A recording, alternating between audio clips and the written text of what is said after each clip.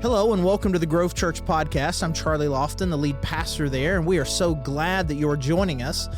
Whether you are a member and you're just catching up on a sermon that you missed, or you're someone who's brand new, we are really glad that you are joining us.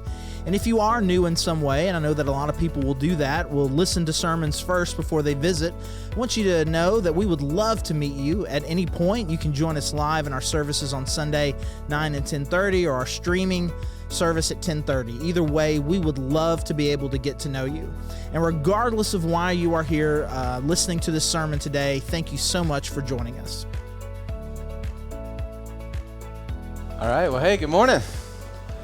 Hey, I'm Mark, excited to kick off the day and kick off this series where we're talking about what it looks like to be devoted. As Charlie and I were just praying and thinking about this new year and what we want to talk about here as we get started, this idea of, hey, what does it look like to really, in this new year and in 2024, to follow Jesus like we never have before? And this word devoted kind of came up. I don't know if it's a word. It's a word that I've grown to really appreciate. It's not one that I'm that familiar with. I remember as a young believer, a young Christian, trying to figure out what things look like. The word Devo would come up a lot. Anybody ever been to a Devo? Had a Devo? That's what everybody would call like the quiet time. If you had some time of studying your Bible by yourself or praying or something, they would call that a Devo. The first time, I think it was like in 7th grade, I was asked to lead some kind of Bible study. They called that a Devo. If you went to church camp, the church camp I went to, they had the Vesper area. Vespers, and you would have the Devo. And so I don't even think that back then I put together that Devo was maybe short for devotion. I just kind of thought, well, there's always the Devo. That's what that is. That's my definition. But yeah, the more that I've thought about what it means to be devoted to something, because maybe you're like this. I've struggled for years now with how to talk about my faith, how even what name to put, you know. I mean, obviously I'm a Christian, but I've just seen that has so much baggage with it when I say that, especially when I say that internationally. That's got a lot of baggage, you know, for a lot of places. That just means I'm an American if I say I'm a Christian, and it doesn't really have anything to do with my personal belief or faith. And I immediately get tied in with anything that America does or any movie they watched that was from the States. Now that's what a Christian is. And so I feel the need to separate myself some from that. I was actually in a conversation just before Christmas with a factory in India where the guy said, "Oh, man, I hope you have a great Christmas." And, he started talking about the presents and Santa Claus and those sorts of traditions. And I had to, stop him and say, all right, man, let me make sure you understand, like for me and my family, we celebrate Christmas in a very different way. It means so much more. It's so much more sacred, because I believe this Jesus, the hope of the world, that our whole life is focused on what it looks like to know him and to follow him, because he gave us salvation, mukti. And so it feels like I have a need to draw this distinction and not to just throw that word out flippantly. And then, I think a lot of us, the word I'm a Jesus follower, that's something that I've used a lot. But then I also feel a little problematic with that, because while it's true, I want to follow Jesus. I try to live a life where I'm following Jesus. We live in a day that I follow a lot of things, man. I click a button and I'm following your Instagram page, Like I'm a fan of this thing, really. And I am much more than a fan of Jesus. I am devoted. He has my attention, my faithfulness, my trust. It's a much more deeper level that it feels like this word devoted. Actually, the first time that I really thought about this, I was in a conversation. I was trying to learn another language, and this believer from this other country, he's like, yes, the followers here in this very dark place where there's not many Jesus followers, we use the word bhakti, which means I'm a devotee. And I was like, oh, a devotee of Jesus. I'm like, ooh, I kind of like that. I kind of like that. It seems like it's much more rich, and it identifies much more what I feel. I am devoted to him. And so as we start to think about what does it look like to follow Jesus, we want to talk about what does it look like to be devoted to him. And what we're going to do over the next few weeks is go straight to that place. It comes up a few different times, but in Mark 12, verse 30, guy asks Jesus, what's the most important command? And what does he say? He actually quotes back Deuteronomy chapter 6. And he says, love the Lord your God with all of your heart, with all of your soul, with all of your mind, with all of your strength. With all that you are, love him. And so what we want to do is just kind of walk through what does it look like to love him with all my heart, with all my soul, with all my mind, with all my strength. And at the beginning, I just want to say that I guess through the years, I've just seen that what happens across this room, across believers worldwide, we all have a natural kind of tendency, a makeup. And so we tend to more easily love Jesus in this way.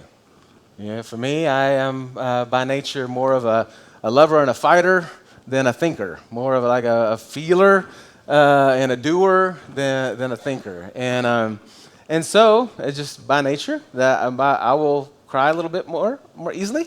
My hands will pop up maybe for worshiping a little bit more quickly. I've seen that what happens is that people like to gather around the people that are more like them. So the people who do connect with Jesus emotionally like to gather a lot of people who also like to love Jesus and are very much feelers. And they all are like, this is what it looks like to follow Jesus. It's your heart, We don't really study the Bible any, but we love him. And then the people that are really thinkers, they like to get together with a lot of other people who really like to, really think deeply about it. And they like to study the Bible. I mean, they don't really ever have any feelings, but they really do. Like, they think a lot about him and understand him well. And then the doers, they're like, what are we even doing here? Why are we wasting our time studying or feeling? Let's go do something, And so we like to get in these little groups and throw stones at the others. And rarely do we all just come together and challenge and encourage one another in those areas of our strength and weakness. And so I think it's interesting. I got the call to be the heart guy. I don't know if that's good or bad. I'm speaking more to my strength here. As we move through this, there's going to be weeks where I'm really, really, really convicted because it's an area of my weakness. But one thing I love about the Grove, when I look across this room, man, we are all over the place. And that's beautiful. I think that's what the body is supposed to look like. I think that's the reason why it's so important that we are in this room this morning. And we're with people who are kind of geared a little bit differently than we are so that we can all love and encourage one another. And so there's probably, as we move through this series, there's going to be a week that you're like, amen, yeah, that's right. We're supposed to love him with our heart. And there's going to be a week you're like, ooh, that's not really a part of my repertoire. I'm not sure I feel real comfortable about that. That's an area of my weakness. And if that's happening, that's what's supposed to happen. Because this is what we're trying to do. We're trying to grow in what it looks like to love him holistically. Heart, soul, mind, and strength. And so to talk about it this morning, I'm going to go to the Psalm 84. And as we were worshiping and singing those songs, I just thought about this, the way that, man, it really is cool when y'all think about it. I mean, we're going to look at this ancient text, this psalm, and the psalmist is speaking from his heart, his passion for God. And we're going to open that up, and we're going to break it down and look at it together, and we're going to learn from it and grow. It's just really cool the way God's word works. I just think it's awesome. Anyway, that's a total side note. If you want to open your Bibles, you can. I'm going to put these up on the screen, and we're going to walk through it. We're going to get as far as we can. There's 12 verses, but we might not make it all the way to verse 12. We'll start out verse 1 and 2. It says, "How lovely is your dwelling place, Lord Almighty. My soul yearns, even faints, for the courts of the Lord. My heart and my flesh cry out for the living God. I don't know if you feel this, but when I read those lines, I don't know if blush is maybe the right word. Like it is it's just very intimate. The psalmist is talking about this connection with God, this desire to be as close to Him as possible. How lovely, how beautiful is the place that you are. I'm yearning, I'm fainting, my heart, my flesh, they cry out. I mean, he is bearing his heart, and we're just reading it. You can't just read that and just pass by it. There is emotion there. How lovely is your dwelling place? I think I don't want to make too much of the connection to the romantic, but I mean, I remember being in high school and walking into a basketball gym and seeing this girl shooting threes and just draining them, and I decided that I want to be close to that. that girl right there. I want to be as close to her as I can possibly be. It's been about 30 years. And we were at a gym yesterday watching one of our kids compete, and I looked up in the stands, and I was like, man, I feel it more now than I did then. I want to be as close to that place with her, close to her. That's lovely. I want to be next to that. Yeah, my soul yearns to be close to that. I remember I had a good friend that was Hindu, and on his birthday, he invited me to go with these other friends of his to go celebrate. And I said, yeah, man, for sure. Let's do it. And so the thing that he wanted to do was to go to the temple. And there were, 20, 30 idols of these different deities there. And he took sweets, which is like not candy, but like, your home-baked goods, but little pieces of it, those little squares of brownie. And he would take it, and to each idol, they would offer it, set it in front of the idol for the idols to have, although the idol, didn't eat it. So then we would take it back up, and then he would gather it back together, and then he handed it to all the guys standing there. And we were going to eat it. And I knew in those settings that that's a form of worship, that now I am going to take this, and this thing to him is sacred, and me taking it is me giving worship to the idol. But I wanted to be real careful not just to assume that, because these are pretty good sweets and I would eat it otherwise. And so I said, hey man, I just need to clarify, like if I eat this, do you see that as me giving worship to those idols? And he said, yeah, of course I do. And I said, well then I can't do it. And you could tell he was obviously bothered, and that bothered me because it was his birthday and I didn't want to, rain on his parade. And he was walking away, and I kind of had to chase him down, and I said, man, listen, I got to explain myself. He's like, no, it's okay. No, I got to explain myself.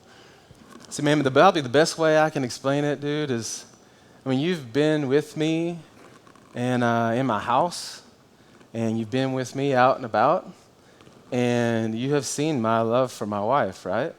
Yeah. You've seen the way that I care for her, the way that I look at her. You've seen that when we're other places that I don't have eyes for another, that I have eyes only for her, that I am completely and utterly devoted. She has my heart, right? And he's like, yeah. I said, my man, you've also heard me talk about Jesus, and that I sinned against him, and yet he came and laid down his life, and he overcame death. And he is my only hope. I have put all of my attention and my trust in him, and he is my only.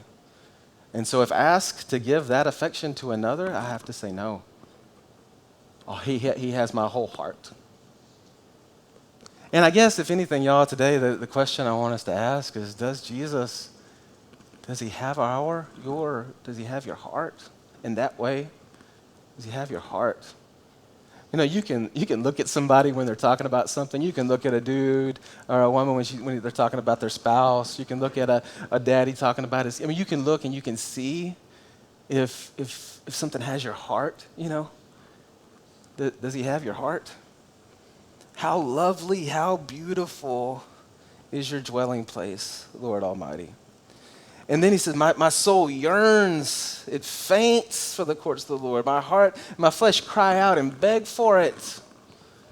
man, I mean, there's this deep longing. You know, I wake up pretty early in the mornings, and what gets me out of bed is Cocoa Pebbles. Anybody else love Cocoa Pebbles? Can I get an amen? I mean, of all the cereals, I know there's some debate out there, but man, I mean, from the time I was a little boy, Cocoa Pebbles, y'all. I remember in high school, like mixing bowls, I'd kill a box like that. I mean, often. And when I'm like, seriously, I'm in the bed in the morning, I'm trying to get up, alarm's gone off. I'm like, man, I don't want to get out of bed, especially when it's cold. You know, I don't want to get out of bed. And I think Cocoa Pebbles. About to go get me a bowl of Cocoa Pebbles, and I bound out of bed. The power of it. I like it. I yearn for it. I want it. I long for it. You might even call it an addiction. Does it sound like that? Is it that way for us?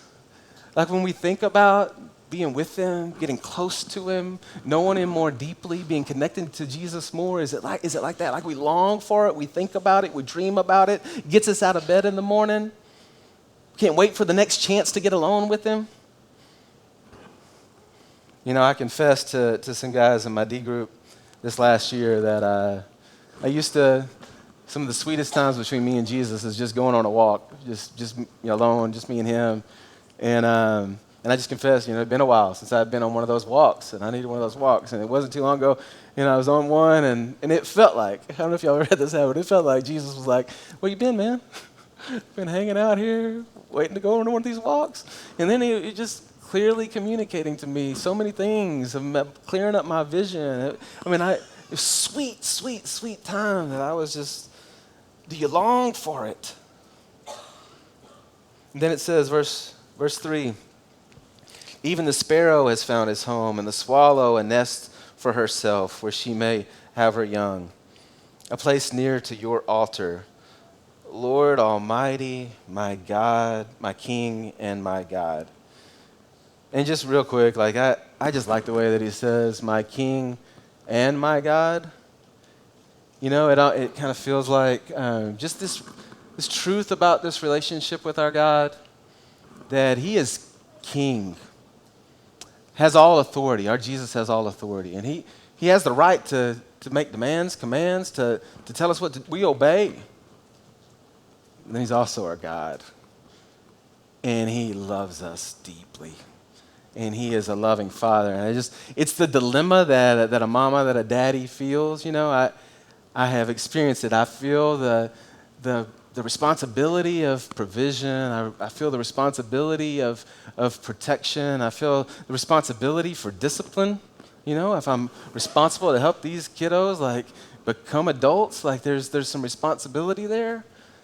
And at the same time, man, I love it. Don't matter what they do. I love them so deeply that it's endless. What would happen, or there's no way they could run far enough to get away from my love. This is the way it is. This relationship with God. Yes, He is King, and He is God, and you feel this connection that the psalmist has. Verse 4 and 5. Blessed are those who dwell in your house. The people who do that, who get close to Him, they're blessed. They are ever praising you. Those kinds of people are always singing His praise.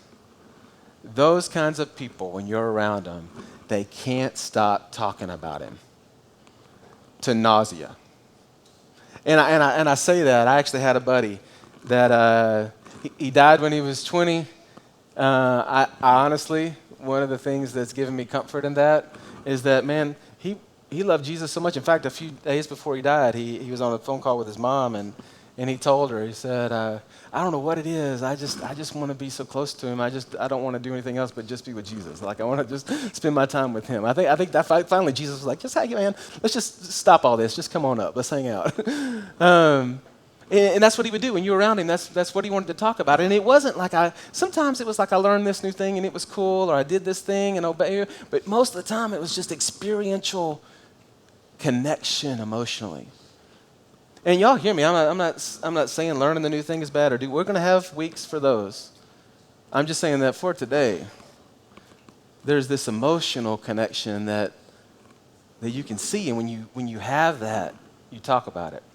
It's kind of like a proud daddy, a proud parent that every time you're around him, oh man, here you go. He's going to break out the pictures again. I'm that guy. We're going to hear about this. He did this or that or that. I mean, man, I got 4 kiddos, and I am proud of every last one of them. And so you start talking to me very long, what am I going to do? I'm going to start talking about how this one's doing that, and that one's doing that, and this happened yesterday. Man, a husband who loves his wife, I'm going to start talking about how much I love her and how much she means to me. I mean, it's going to bubble over. It's going to be a part of who I am, because you bump up next to me, you're going to find out. This is the reason, by the way, that it's a struggle for me to understand why people have trouble with evangelism. Because to me, that's what that is. You bump into me, you know me, I know you. We're going to talk about how we're experiencing Jesus in his life, in his hope. And if I don't, then I'm lying to you, or it's not true in me. I think that's the reason Jesus says, come follow me and I'll make you fishers of men. It will happen because you won't shut up. Yeah, the ones that are in his house, they are ever praising him. And it says, blessed are those whose strength is in you, whose hearts are set on pilgrimage. Man, I love this. Whose strength is not in the other things that promise support and strength. When they go to get strength to face life, to face the hard things, to be on the mountaintop or to be in the valley, when they go to get strength, when they are reaching for Jesus and his power. Not for their intellect, not for their strength, not for their bank account, not for all the other places that we go to find our strength and support and way to get through it. They find their strength in him. It made me think about, each of us have our strong points and our weak points and the thing that we lean on when we're in that hard place. I remember in college, in the weight room, there was this other guy named Jim, and we would compete on the different lifts. My favorite lift was the power clean, which is basically you take the bar from the floor and you pull it up to right here. You don't press it over your head or anything. You just pull it up to right here. And it's a full body lift, man. You got to use your legs, you got to use your arms, and there's a lot of different ways that you can attack it. And Jim would always just edge me out just by a little bit and beat me. And Jim, a lot bigger than me, he had these massive tree trunk legs. Now, from the waist up, he wasn't very big, but man, his legs were huge. And he was really, really flexible, which was amazing to me, to have legs that big and still be able to bend over and touch your toes. I had these little chicken legs, and there ain't much to them, but I had some big shoulders. And so what would happen is Jim would get down there, and I'm not kidding. Man, when he would pull it from the floor, he'd get it just about to his knees. It's about as far as he could pick it up. But then somehow this dude would then get underneath it. I can't even do it. He'd get underneath it, and then he would just use his legs and just press it on up. And so it was 100% a leg lift. He didn't use any of the rest of his body.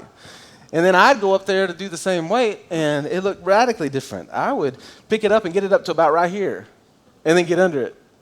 And that was just totally about the first part of the lift. My legs didn't hardly do anything, because again, I got little chicken legs, and I'm not ashamed of it. And so we had different places that we went to for the strength to accomplish the task. And you guys, we all have our different places that we go. But the thing that united we have as followers of Jesus, he is the place that we go to. Blessed are those whose strength is there, whose hearts, and this is as much as anything, it's just a description of those kinds of people, whose hearts are set on pilgrimage. Now, pilgrimage is a word we don't use a whole lot. I mean, I'm sure there's some folks in this room who have maybe made a trip to Jerusalem, or maybe there's some part of your faith that may involve a place that you went, but not so much for us. For Muslims, for Hindus, for Buddhists, for other belief systems, there's a place. And I have had friends that getting to that place, going to that place, is a big, big, big deal. And when they're planning that trip and when they're on that trip, it is really, really sacred and special from beginning to end. Through the planning, through the trip, it is definitely not one of those trips that's a business trip or a leisure trip. When they go through immigration and the immigration officer asks why you're coming, the answer is I'm on pilgrimage. It is definitely one of those things that it's not, it's more about the journey than the destination. That may be true, but when it comes to pilgrimage, it is about the destination. I am going to this place. I'm going to worship in that place. That's a sacred, special place, and I am on way there, and I'm preparing my heart to be there. When I leave and come back, I am dealing with what God did in my heart while I was there. This line, those who go to him for strength, whose hearts are set on pilgrimage, they live a life. They live a life where they're focused on him and his kingdom. Another version that says it this way: they're on the highways to Zion. They are heavenly minded, eternally set. Everything about this life and what happens today, they see through the lens of and through the perspective of heaven and his kingdom and his glory and this Jesus. Their attention is there. And so then it informs what today looks like. They are living a life of pilgrimage. They are pilgrims. Those who he has their heart. And then it goes on to say, y'all, I love this. As they pass through the valley of Baca, they make it a place of springs. This valley of Baca, the best way to describe it is not an actual place, but more kind of like Psalm 23, the valley of the shadow of death. It's the opposite of springs. It's a place of drought, a place of tears. And notice it says as they, not if they, like that you might possibly go through the valley of drought and tears. No, as they. It's coming for all of us, some of us more than others this year, but it's coming. That's life. But when they do, guess what? They go through this drought, barren valley, and they turn it into this lush jungle. They make it a place of springs. The autumn rains also cover it with pools. That's what happens. When Jesus has your heart and then you walk through, as we will, through the hard place, they turn it into springs and change the whole landscape. Because there's this deep power. Look what it says. It says they go from strength to strength. That's how deep the reserves of the strength of our Jesus is when he has our heart. We go from strength to strength.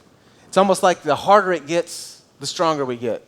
The darker it gets, the more his power and his light show off.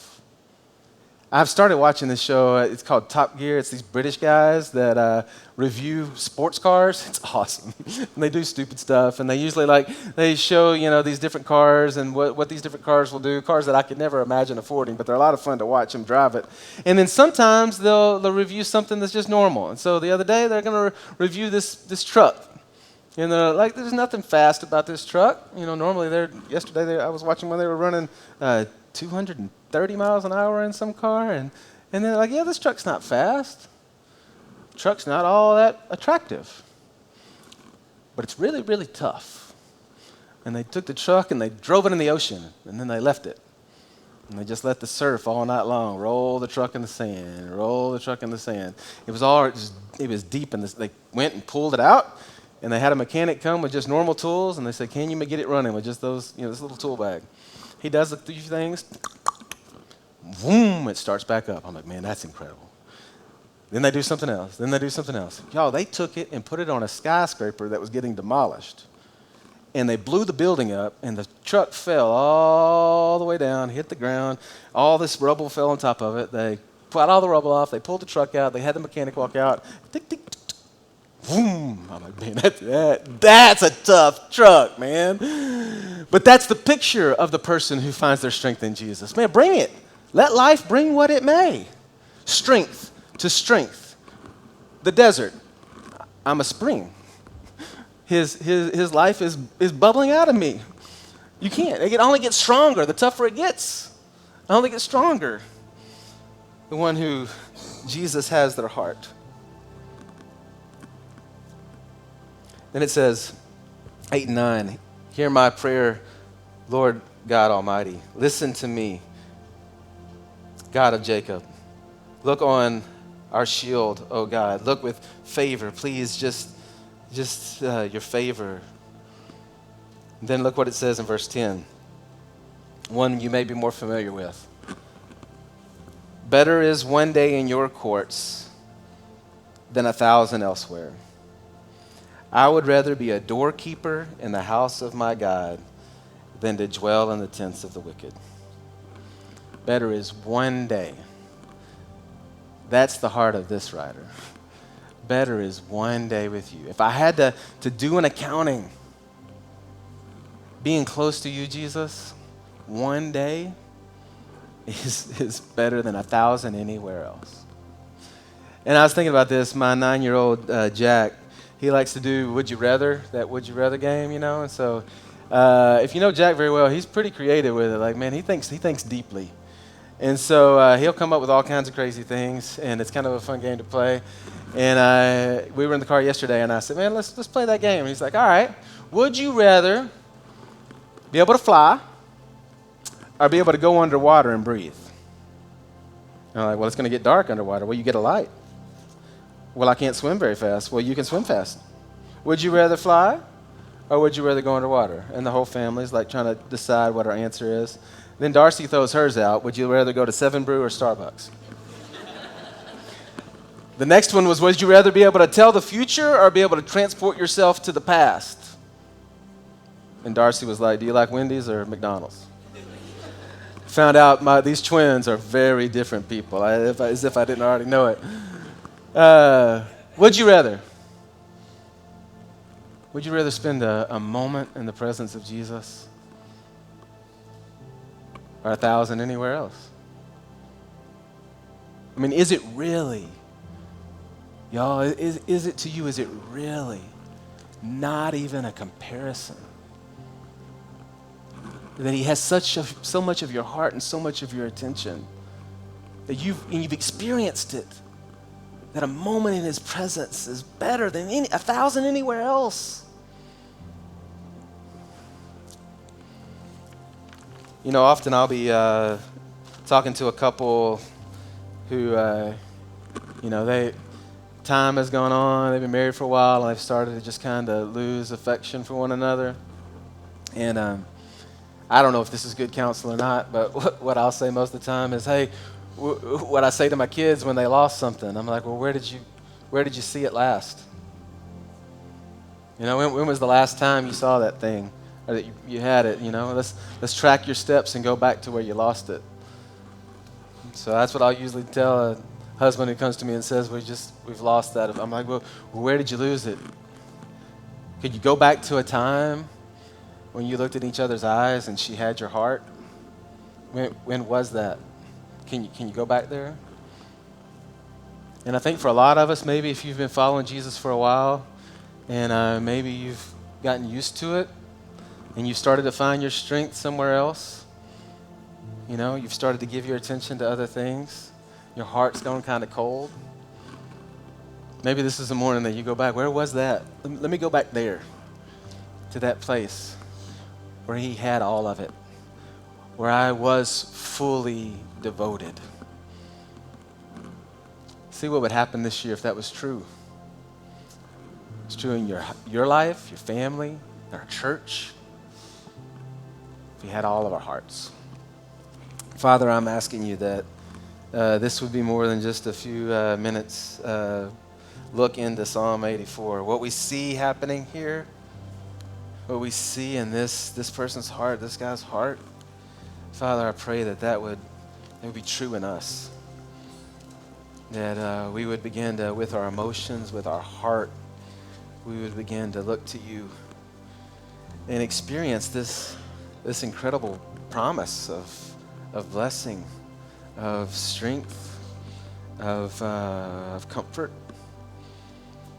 Father, that we'd experience day in and day out what it feels like for it to be true, that it's better to be in your presence just a moment than 1,000 anywhere else. Any day spent anywhere else is a loss. Father, I pray that would be true. Amen.